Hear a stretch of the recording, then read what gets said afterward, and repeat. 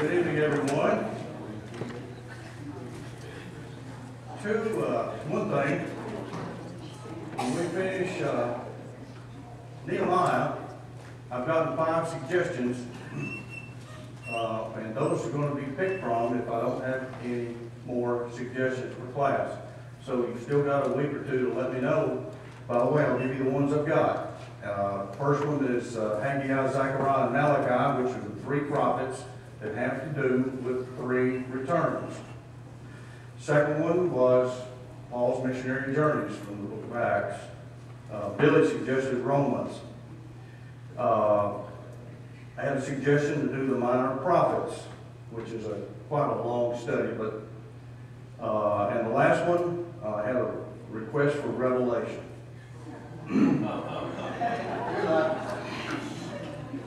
John, I looked up the last time I did that was in 1986 or 87. Yes, I do too. I do too. You got to the apocalypse, such as the Spirit called you away. Yes. Haven't seen it since. I don't remember how far we got, but anyway, that's the last time I've taken a stab at that. Almost, my goodness, that's almost 30 years ago. Okay, now as discussed from last week, at the end I said, since we've had some discussion and questions about the Jubilee and the sabbatical year, that's what we're going to look at tonight, at least start. Hopefully we can get it finished in one night. Now there's going to be some reading. Exodus 21 is where we're going to start. It's going to be quite a bit of reading, so I want you to follow along with me if you brought your swords.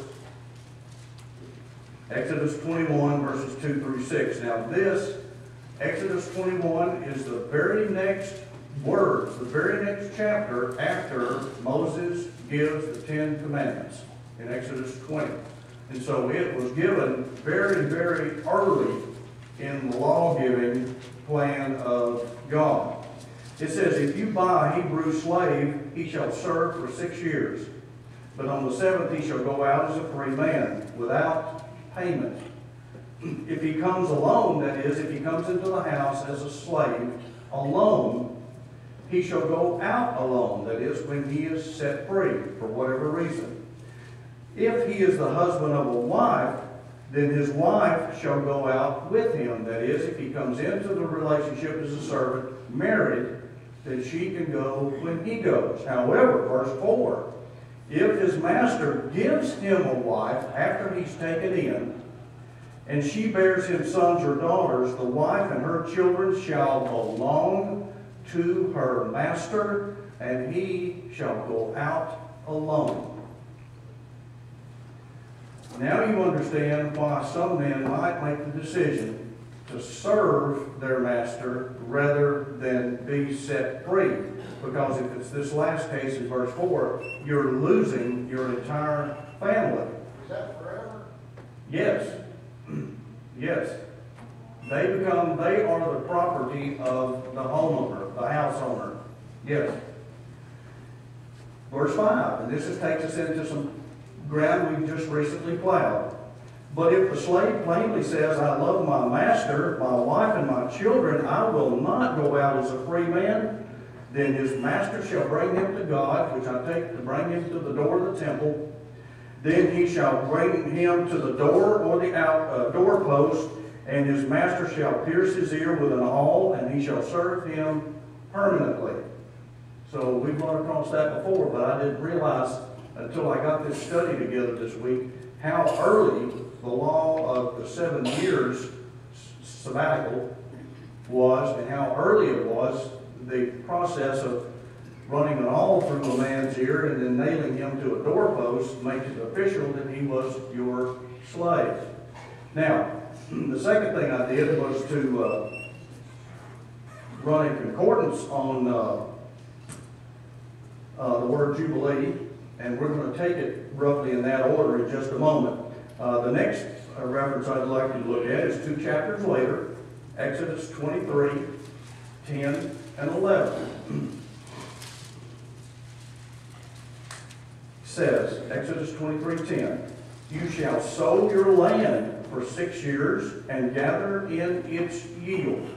But on the 7th year you shall let it rest and lie fallow, so that the needy of your people may eat, and whatever they leave the beast of the field may eat. You are to do the same with your vineyard and your olive grove. Now those reasons, that is, that the poor and the beast shall eat and benefit from this 7th year of laying fallow or unused, I don't think those two reasons are mentioned anywhere else as reasons. There are other reasons given, but this one is so that the poor will have something to eat and to feed the wild animals. Okay, next book, Leviticus, chapter 25. Here's going to be a lot of reading. Leviticus 25, verse 1, we're going to look at the Sabbath year and the year of Jubilee. Yes, ma'am.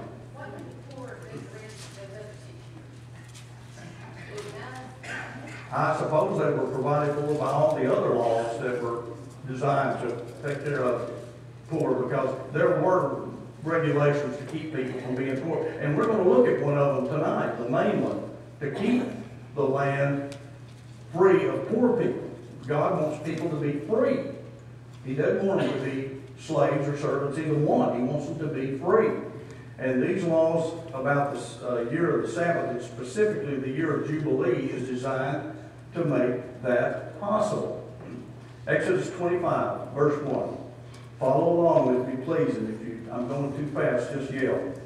Then the Lord spoke to Moses at Mount Sinai, saying, speak to the sons of Israel and say to them, quote, when you come into the land which I shall give you, then the land shall have a Sabbath to the Lord. 6 years you shall sow your field, and 6 years you shall prune your vineyard and gather in its crop. But during the 7th year the land shall have a Sabbath rest, a Sabbath to the Lord. You shall not sow your field nor prune your vineyard. Your harvest aftergrowth, that is just what comes up in and of itself. Leviticus 25:1. Actually, we're down to verse 5. It says, during that year your harvest aftergrowth you shall not reap, and your grapes of untrimmed vines you shall not gather. The land shall have a sabbatical year. All of you shall have the Sabbath products of the land for food yourself, and your male and your female slaves, and your hired man, and even your foreign resident, those who live as aliens with you, even your cattle and animals that are in your land shall have all of the crops to eat. So it benefits everybody. Everybody gets a break from the hard labor. Yes, they go out there and they will get what's out there to sustain themselves during that year, but there will be no official sowing, reaping, or harvest, or grape gathering, or anything. Only what is out there in the field can go be gotten by anyone or any animal around. Okay, now in verse 8, the first 7 verses have to do with the sabbatical year. Every 7 years it shall lie fallow. Verse 8, we switch to the year of Jubilee, which is basically the same subject. Verse 8, you are also to count out 7 Sabbaths of years, that is what we just talked about, for yourself 7 times 7 years, so that you have the time of 7 Sabbaths of years, namely 49 years. You shall then sound a ram's horn on the 10th day of the 7th month. And it's interesting, that is on the Day of Atonement. So we're in the fall of the year, October roughly. And you shall sound the horn throughout all of your land. You shall thus consecrate the 50th year and proclaim a release through the land to all its inhabitants. It shall be a jubilee. Now that's the first time in my translation the word shows up in the Bible.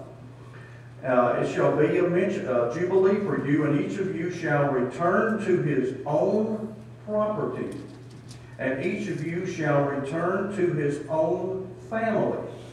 So that means all debts are canceled, and all property is returned to its original lawful owner as given by Joshua when he meted out the land to each individual tribe when the land was taken many years ago.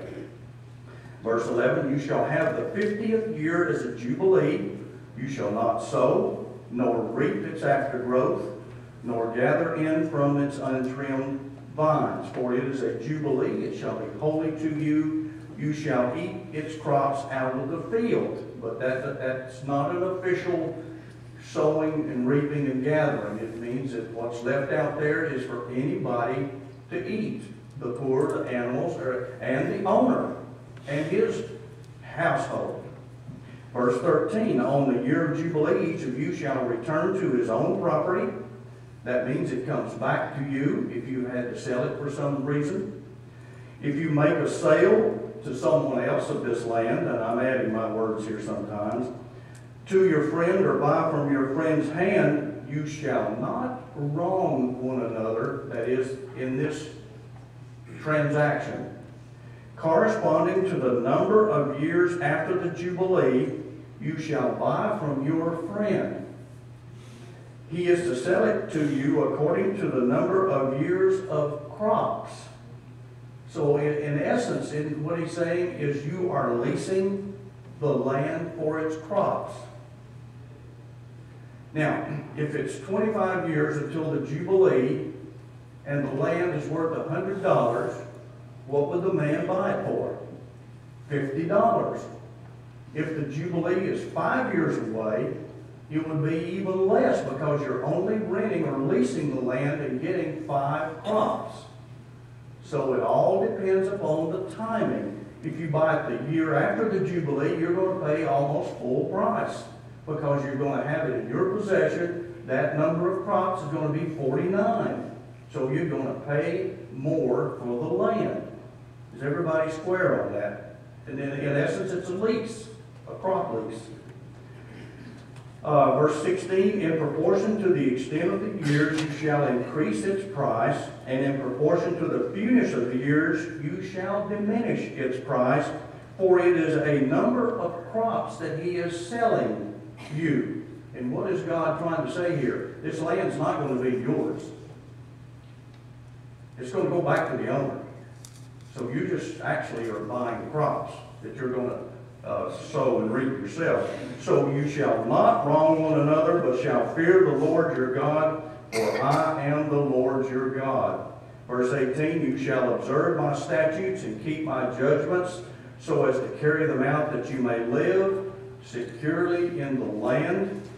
Then the land will yield its product. Now, verse 18 tells us the basis of the statement in verse 19. If you do what is in verse 18, here's the result for you in verse 19. Then the land will yield its produce so that you can eat your fill and live securely on it. What a promise. Just treat everybody like they're supposed to be treated. Don't cheat anyone with these land crop deals, and do what God says, and I'll bless you so that you won't ever be in want. Verse 20, but if you say, what are we going to eat on the 7th year if we do not sow or gather in our crops? Now, somebody who doesn't believe the Lord would say, we're going to starve if we don't get out here and get started sowing. Then, verse 21, then I will so order my blessing for you in the 6th year, that is the last year before the Sabbath year, that it will bring forth crops for 3 years. Verse 22, when you are sowing the 8th year, then you can still eat old things from the crop, eating the old until the 9th year when the crop comes in. So in other words, the way the Lord has designed it, you're not going to miss a thing. You're not going to miss a thing. You're not going to go hungry. The animals in the field are going to be taken care of. All of your household is going to be taken care of. And the poor in the land are also taken care of. Nobody loses. And that's the way it's always been if you follow God. I will bless you if you will do what I say.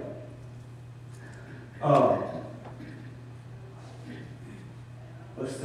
Wait a minute. I think I had some verses here in this passage that I might want to have some. No. Okay, let's go to Deuteronomy chapter 15. Butch. Yes. Verse 11 says, "You shall not sow nor reap its agriculture, nor gather in from honey." Then the next verse says, "You shall eat its crops out of the field." Yes. I'm not sure I'm... Well, I tried to explain that. You shall not schedule or do any normal harvest work. That you and your servants would go out there and do what you do every year. If you'll let it lie fallow, then there'll be enough for you to go out there and get yourself. It's almost like it's become public property. It's no longer your harvest. Right. It belongs to anybody that goes out there and needs it. But there will be no traditional yearly sowing, plowing, reaping, or anything else as far as the land or the grapes either. But what's out there is available for anyone to eat. I guess it was just confusing to me where it says, like, more gather. Yes. But then Yes. It means as you would normally do. And I'm adding Lloyd, Wallace into that, but that's what I get out of it. No, you won't have to do any of the normal agricultural pursuits that year. And what's out there will be for everybody, and he doesn't say it, there are so many words, but there'll be enough for everyone. Does that help you out? yes, I have another comment too. One Yes. day, probably, 12 or 15 years ago, I was up in Hart when Brother Lloyd was still alive. Yes. And he was out back at his garage, and had some tomato plants out there, and we were talking gardening, which we did every time we talked. But he got to talking about this part, Yeah. about how Jubilee, how in every 50 years you return the property back to its original owner. Mm-hmm. And he said, I'm not in politics, but he said, to me, that is a redistribution of wealth. And he said, to me, that means that the redistribution of wealth is a biblical principle, because God did not want. In that time and in that place, under those circumstances, it was. It He was. said, we're not commanding you to do it now. No. But he said, No. I feel like it is a biblical principle. It was at the time. Yes, it is. It was. Yes. That was a part of the law of Moses, it was nailed to the cross. Yes. That next verse Yeah. that we didn't go into said, because the land does not belong to you, it belongs to me. Yes. So God was letting everybody know, this doesn't belong to you, it belongs to me, this is my land. And therefore, he has the right to do with it as he pleases. And I gave it to the Witcher family. And that means is that family, as long as that family exists, it's going to stay in the Witcher family. Now, it may go out of it for 49 years, but at the end of 49 years, it's coming back. So it's going to always be in your family, or soon to be, to keep there from being castes or classes of the rich and the poor being so far apart. Yeah, because you can never be born without an inheritance. You'll never be born destitute. And if you've got your inheritance and you've got your land and you've got any motivation, then you can provide for yourself. Does that help? Correct? Okay. But Joni? One other, just where it's talking about, to not, plant it or do anything like that. Mm-hmm. So that's just, like, we call it, from year to year, we'll have volunteers in the garden. That come up for squash plants. Volunteers, okay. I mean, Haven't heard that word, but yeah. That's what we always, they come up on your own. Okay. So is this kind of what that's talking about? That's exactly what it's talking about. Seed it in, and it's just gonna come up. Correct. And he will see to it that enough comes up without human labor, Okay. without human input, to feed all of these people until the normal crop cycle of planting, plowing, and reaping comes in for the next year. He says, I'll take care of you for every one of those years.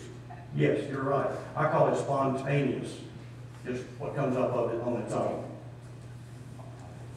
And is that not really kind of an agricultural principle? That certain areas need to rest, is it not, Dave? It took 7 years to let the that field tree plow. It'd be rich as soil running. Yeah. Well, what they do today is crop rotation. Yeah. That's what they do today instead of, And now you can plow, take in and then crop. Right. But if we could, I bet in that 7 years, we have like, yes, yes. Any further questions? My goodness, this is going to take the whole class. Deuteronomy 15, 1 through 18, talks about the sabbatical year, which is every 7th year. We're not discussing the 49 now. Deuteronomy 15:1. At the end of every 7 years, you shall grant a remission of debts, or a cancellation of debts, if you please. This is the manner of remission. Every creditor shall release what he has loaned to his neighbor. He shall not exact it out of his neighbor and his brother, because the Lord's remission has been proclaimed. That's because I said so. All right? From a foreigner you may exact it. Now, what does the NIV have for exact there? From a foreigner you may not require it or demand it. Okay. But your hand shall sure release of whatever is yours. Wait, let me start that verse over. But your hand shall release whatever of yours is with your brother. However, there will be no poor among you, and that's the ideal situation, since the Lord will surely bless you in the land which the Lord your God is giving you as an inheritance to possess. If you will listen obediently to the voice of the Lord your God, to observe carefully all this commandment which I am commanding you today. For the Lord your God will bless you as he has promised you, and you will lend to many nations, but you will not borrow. And you will rule over many nations, but they will not rule over you. My goodness, what great blessings. If, verse 7, if there is a poor man with you, one of your brothers, and that is a Hebrew brother, in any of your towns in your land which the Lord God is giving you, you shall not harden your heart, nor close your hand from your poor brother, but you shall freely open your hand to him, and shall generously lend him sufficient for his need in whatever he lacks. Beware that there is no base thought in your heart. Boy, this hits home. Saying, the 7th year, the year of remission, when this debt's going to be canceled, is just around the corner. And your eye is hostile towards your poor brother, and you give him nothing, then he may cry to the Lord against you, and it will be a sin in you. You shall generously give to him, and your heart shall not be grieved when you give it to him, because for this thing the Lord your God will bless you in all of your work and in all of your undertakings. Let me stop. A I want to borrow money from David.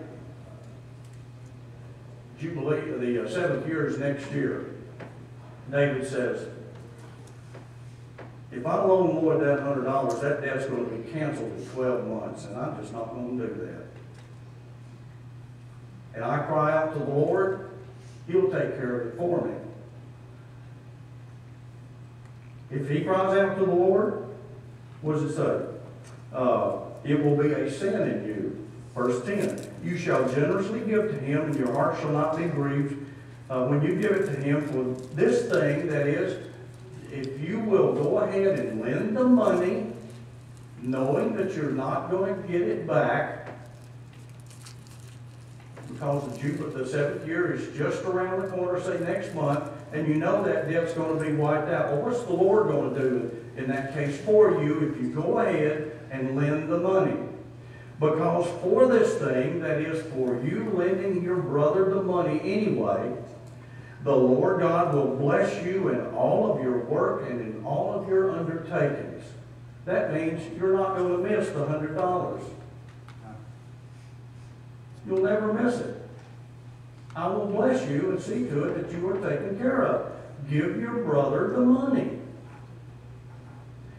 Verse 11, for the poor will never cease to be in the land. Therefore I command you, saying, you shall freely open your hand to your brother, to your needy, and to the poor in your land. Questions? Verse 12. If your kinsman, a Hebrew man or woman, is sold to you, that is, because he can't pay you, then he shall serve 6 years, but in the 7th year you shall set him free. So it's not simply every 49 years, folks, but what? Every 7 years. When you set him free, you shall not send him away empty-handed. You shall furnish him liberally from your flock and from your threshing floor and from your wine vat. You shall give to him as the Lord your God has blessed you. And what does this remind you of? What great event in Israeli history? The Exodus. You remember the Egyptians said, here, take this, take this, take this, take this, but please leave. Gave them everything. It comes up in the next verse. You shall remember, verse 15, that you were a slave in the land of Egypt, and the Lord God redeemed you. Therefore I command you this day. Verse 16, it shall come about if he says to you, I will not go out from you. The servant doesn't want to leave because he loves you and your household, since he fares well with you, that is, he's prospering. Then you shall take an awl and pierce his ear. I didn't realize how closely connected that was with the Sabbath and the Jubilee celebrations. And he shall become your servant forever, and you shall do likewise to your maidservant. Verse 18, it shall not seem hard to you when you set him free. Oh, this is going to be painful. He was one of my best workers. I'm going to lose sleep tonight. I hate to do this. I'm going to lose a good man or a good woman. For he has given you 6 years with double service of a hired man. A hired man you pay. A servant you do not pay. You provide room and board, but you don't pay him. So the Lord your God will bless you in whatever you do. And I hope you've noticed the connection here. If you'll do it my way, essentially you won't be out of thing.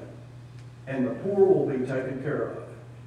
It's a pretty basic, simple lesson. And we're going to have time to finish. Deuteronomy 31, same book, chapter 31. And this is Moses, just as he's about to cross over, or the people are about to cross over. He's going to die pretty soon. His final lessons and exhortations to his people. Verse 10, Deuteronomy 31. Then Moses commanded them, saying, at the end of every 7 years, at the time of the year of remission of debts, and it occurs at the feast of, some translations have tabernacles, some have feast of booths. When all Israel comes to appear before the Lord your God at the place which he will choose, that is, at the time of the feast in Jerusalem, you shall read this law in front of all Israel at their hearing. So this was something else that was characteristic of every 7 years. At the Feast of Tabernacles, Moses or whoever was the representative would read the law to the people. Verse 12, assemble the people, the men and the women and the children and the alien who is in your town, so that they may hear and learn and fear the Lord your God, and be careful to observe all the words of this law. Their children who have not known will hear and learn to fear the Lord your God as long as you live on the land which you are about to cross the Jordan and possess. Okay, we got it done. I did want to look at Numbers 36, since we've still got a few minutes. Numbers 36 as an example of this. Come on, Lloyd. Numbers 36, verses 1 through 9, as soon as I get there. Here we go.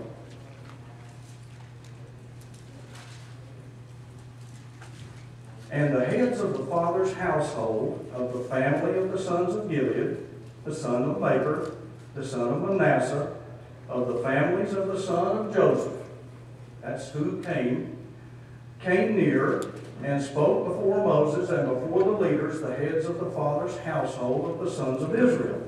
And they said, quote, the Lord commanded my Lord, who is Moses, to give the land by lot to the sons of Israel as an inheritance. And my Lord was commanded by the Lord to give the inheritance of Zelophehad, our brothers, to his daughters. He apparently had no sons. But if they marry one of the sons of the other tribes of the sons of Israel, their inheritance will be withdrawn from the inheritance of our fathers and will be added to the inheritance of the tribe to which they belong, that is, the tribe of the man they are married in. Thus it will be withdrawn from our allotted inheritance. Verse 4. When the Jubilee of the sons of Israel comes, then their inheritance will be added to the inheritance of the tribe to which they belong. That is, that tribe that they married into. So their inheritance will be withdrawn from the inheritance of the tribe of their fathers. Verse 5. Then Moses commanded the sons of Israel according to the word of the Lord, saying, the tribes of the sons of Joseph are right in their statements. This is what the Lord has commanded concerning the daughters of Zelophehad, saying, let them marry who they wish. Now that goes really great until the next clause comes in. Only they must marry within the family of the tribe of their father. Don't look for somebody out of the clan of Joseph or Ephraim or Manasseh. Because if you do, the land goes with you, your family land. Verse 7, thus no inheritance of the sons of Israel shall be transferred from tribe to tribe, for the sons of Israel shall each hold to the inheritance of the tribe of his fathers. Every daughter who comes into possession of an inheritance of any tribe of the sons of Israel shall be wife to one of the family of the tribe of her father. In other words, don't marry outside the clan. Not allowed. So that the sons of Israel may possess the inheritance of their fathers. Thus no inheritance, verse 9, shall be transferred from one tribe to another tribe, for the tribes of the sons of Israel shall each hold to his own inheritance. And I hope we've gathered one thing tonight, is that those land possessions God took seriously. He took very, very seriously. And I don't want land going from one tribe to another, because sooner or later that's going to create an imbalance, and somebody is going to be born landless and poor and dependent upon other people all of their lives for their living. Keep the land within the family. Any questions? I think I had one more piece of paper that I wanted to look at, if I can find it. Ah, yes. Okay. This system would prevent the accumulation of land on the part of a few to the detriment of everybody else. It would render it impossible for anyone to be born in absolute poverty, since everyone would have his own hereditary land. It would prevent the inequality produced by extremes of riches and poverty, and which makes one man domineer over another. In other words, we would have a class or caste system, the landless and those who don't. And it would utterly do away with slavery, because you always go back. You always go back. You're always set free. It would give another chance to those who were reduced by bad circumstances to begin their working life again in the inheritance in which they grew up. And finally, it would periodically correct the division of the people into nobles and commons, the landed gentry and those who don't have it. And it encouraged, and this is important for what we've been studying, it encouraged keeping track of your genealogy. What was tied up in that? My land, my living, my family's land and living, my daughters, my sons' living. And you wonder why Ezra and Nehemiah were so finicky with their lists. And this explains it. Keep your family's genealogy. Keep it close to you. Don't let it get out of your hand, so that you can establish your claim when... Remember when they returned to the land, and we'll get to this next week, there were people who couldn't establish their claim to the land and were thus excommunicated. Common folks, as well as priests and Levites, who had no paperwork. And they lost what? Their land.